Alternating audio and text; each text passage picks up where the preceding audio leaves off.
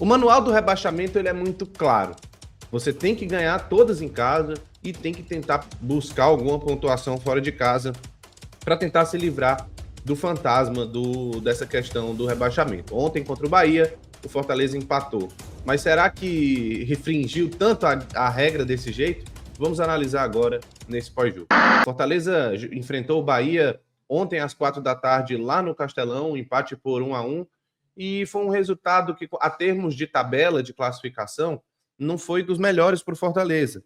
É óbvio que fazia um certo tempo que o Fortaleza estava sem pontuar no Campeonato Brasileiro. Esse empate, ele pelo menos tira o time da estaca zero, dá aquela empurradinha e faz o Fortaleza olhar, pensar já em sair na próxima rodada da zona de rebaixamento com alguma combinação de resultado. Mas a verdade é que é um resultado que não é tão bom para o prosseguimento do campeonato, visto que era uma partida dentro de casa e o Fortaleza tinha o placar a sua vantagem, né? Tinha 1-0 com um belo gol do Marinho no primeiro tempo. O problema foi que algumas questões não foram tão bem resolvidas e, claro, não teriam como ser resolvidas em apenas 2 sessões de treino do Renato Paiva. O Fortaleza começou o jogo mais organizado, trabalhando mais a bola, levando até um pouco mais de volume, e a gente viu uma mudança bem sensível no posicionamento do Pochettino, que estava um pouco mais lateralizado com o Vojvoda, caindo muito para o lado direito. Ele até caiu bastante pelo lado direito, mas você via ele com menos obrigações defensivas, sem necessidade de fechar tanto a linha. Estava muito mais livre dentro de campo. O Pochettino apareceu na face esquerda em alguns momentos, na maior parte do tempo apareceu pelo lado direito para fazer aquela dobradinha e dar profundidade no fundo do campo, mas funcionou muito bem. O Pochettino jogou muito bem, foi um dos destaques em campo do Fortaleza, conseguiu distribuir o jogo. Dá para a gente citar também a boa partida do Matheus Pereira, que depois daquele jogo ruim contra o Ceará, mostrou mais uma vez bom futebol, ótimo controle de bola, é muito difícil a gente ver ele perdendo a posse de bola, protege muito bem com o corpo, vira o jogo, acalma, faz a distribuição. Acho que ainda falta um jogador com mais características defensivas no meio campo. Hoje a gente viu o Sacha, que foi bem, assim, na maior parte do tempo, mas é um jogador que a gente vê que não tem mais aquela intensidade e força física que a gente estava acostumado dele de outros momentos.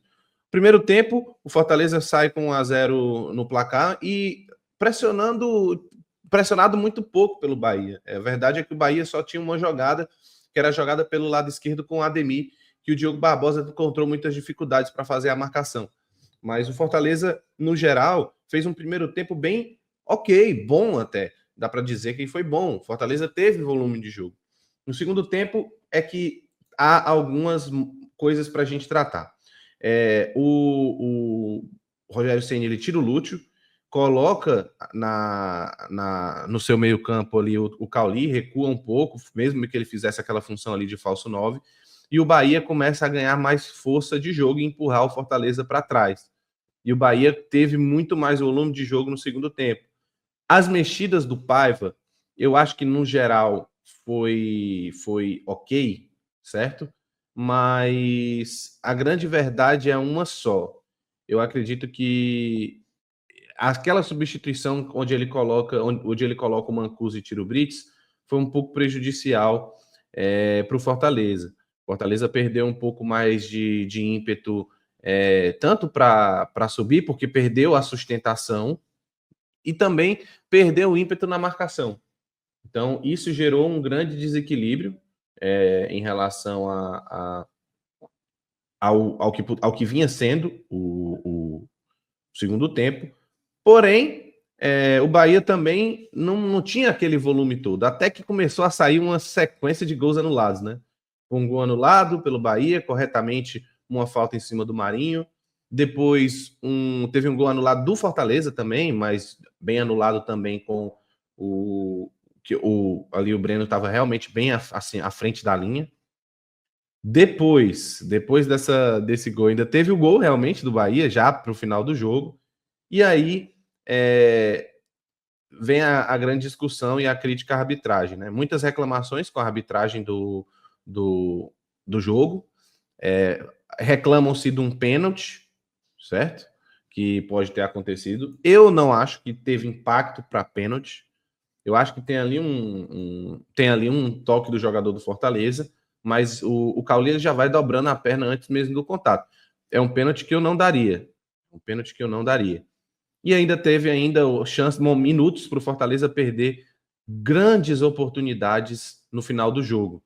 O Fortaleza perdeu uma grande chance com o Herrera e teve ainda um gol feito, né, com a mão pelo Barreiro, que deu alguma emoção, mas enfim, acho que no geral o Fortaleza sai com um saldo relativamente positivo, não pelo resultado, o resultado em si, quando a gente analisa, ele é ruim por causa da classificação.